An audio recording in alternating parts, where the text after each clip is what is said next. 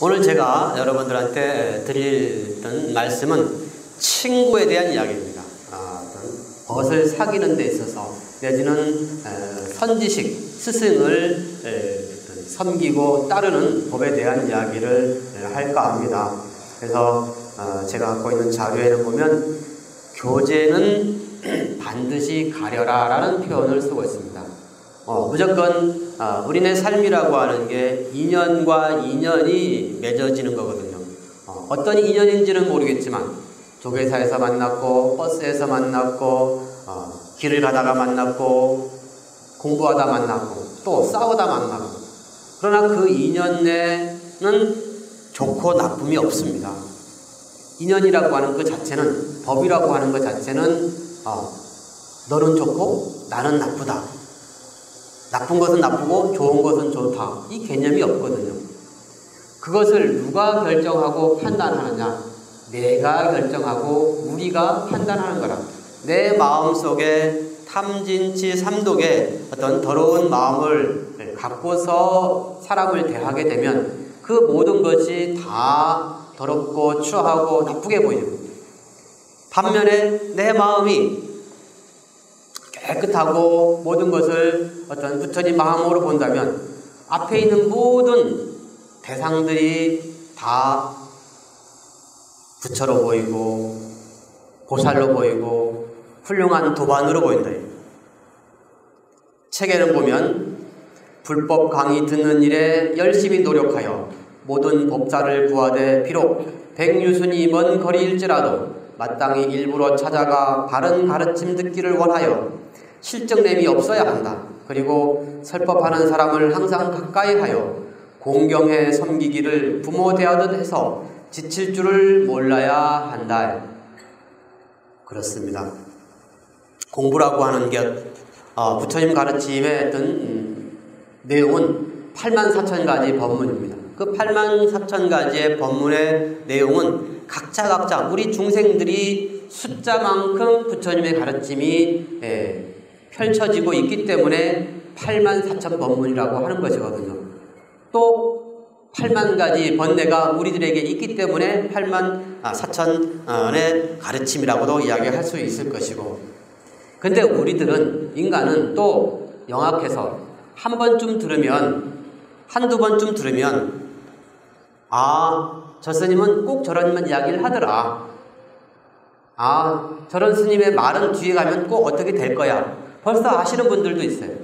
여러분들도 금강경 끊임없이 독경을 하다 보면 금강경 처음 여시아문 일시불 제4회구 기습 고도권 쭉 하다 보면 머릿속에 무슨 뜻이구나, 끝은 어떻게 나와, 이렇게 알게 되거든요. 근데 알게 되는 것까지는 좋은데 불교의 본질은 신해행증이거든요.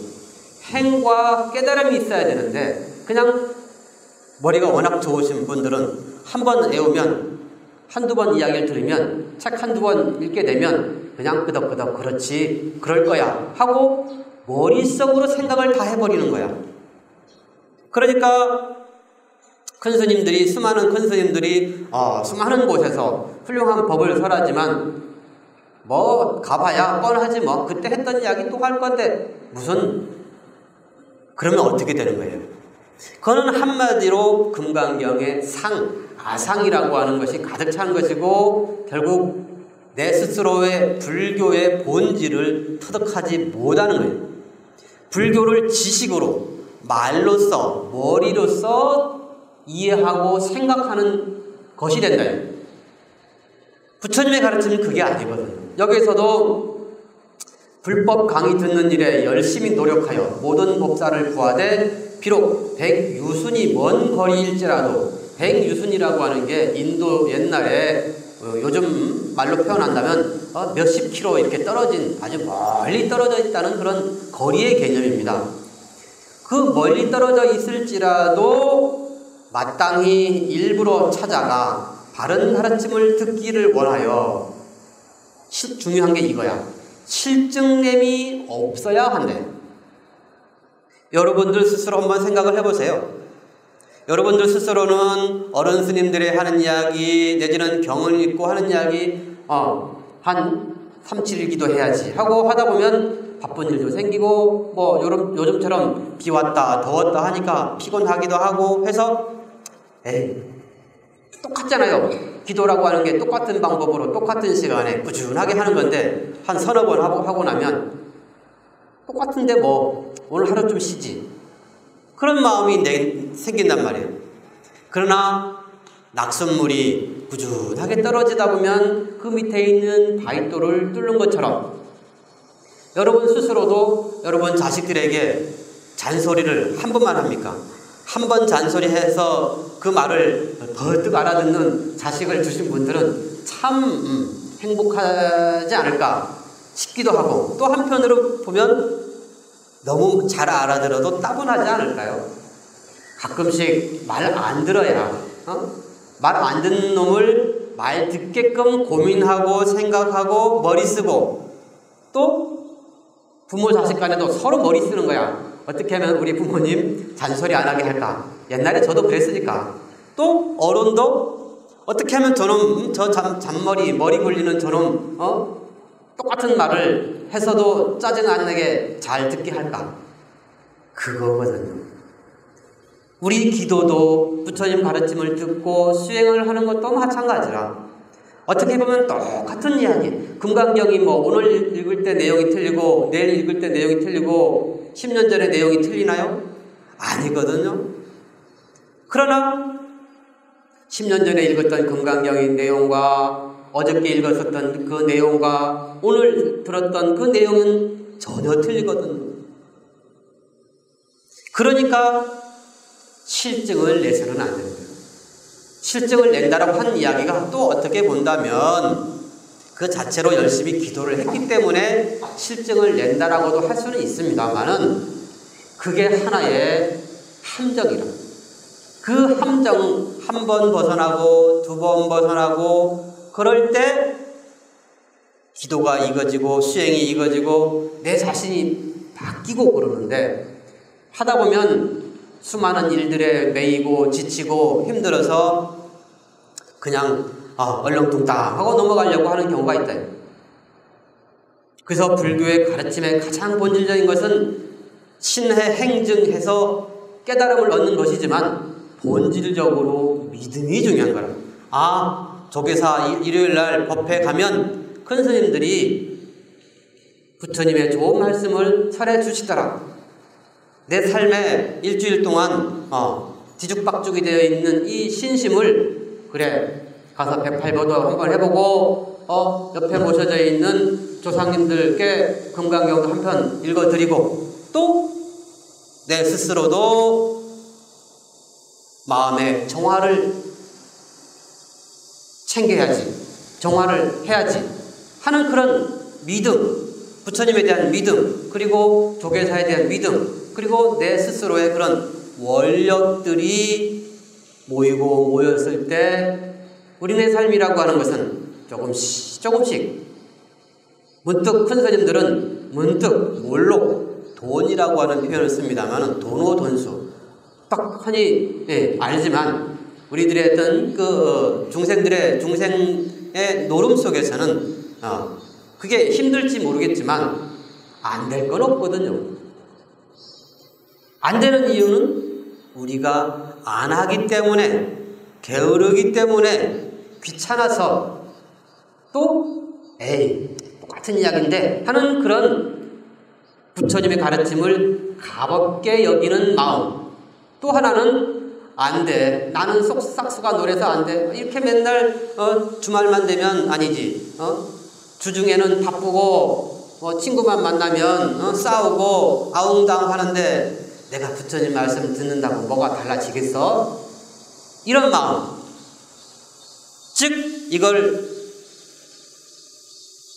이런 두 가지 마음을 벗어나야 되거든요. 들으면 되고 게으르지 않으면 되고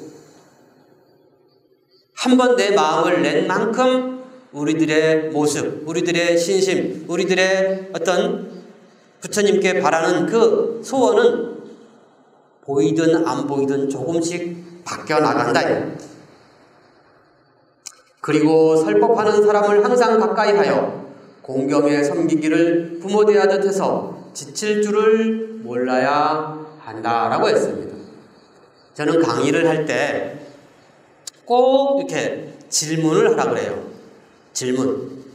근데 이 질문이라고 하는 게 실은 알아야 질문을 합니다. 공부를 해야 돼. 질문을 하는 이유는 공부를 좀 하십시오. 예습, 복습을 해오십시오. 라는 뜻이 있어. 근데 그보다 더 중요한 것은 뭐냐? 스님이 질문하세요, 물어보세요 하고 이야기할 때는 가만히 눈만 껌뻑껌뻑 하다가 끝나면 친구들한테 물어봐. 스님 아까 무슨 이야기 했어? 어떻게 해야지? 기도는 어떻게 해야 돼? 그게 뭐예요? 스승을 모신 이유는, 법사가 이 자리에 있는 이유는 질문을 듣고 올바른 길을 가르쳐주기 위한 것이거든요.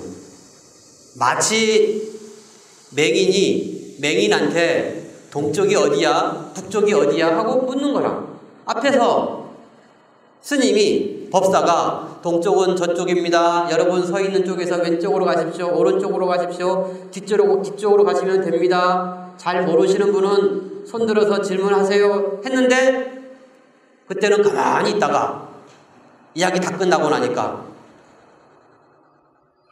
옆에 있는 맹인 보고 동쪽이 어디야? 이게 우리 불자들이 참 어리석은 모습이 아닌가.